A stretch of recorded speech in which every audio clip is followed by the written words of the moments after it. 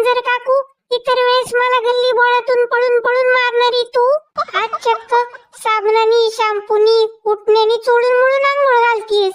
काळ उंदऱ्याशिवाय मला कधी हाक मारली नाही तू. आज तुझं एवढं प्रेम का तू चाललंय ग?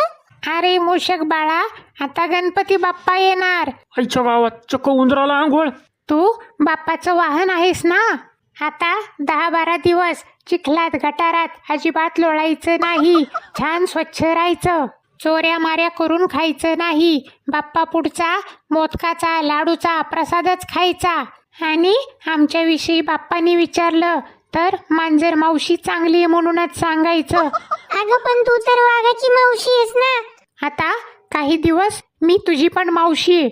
बया, गणपती बाप्पासाठी वशिला लावी ती. काय तर म्हणे मांजर मावशी. संसोद आल्यात तर कशी नाती होते आठवायला लागल्यात.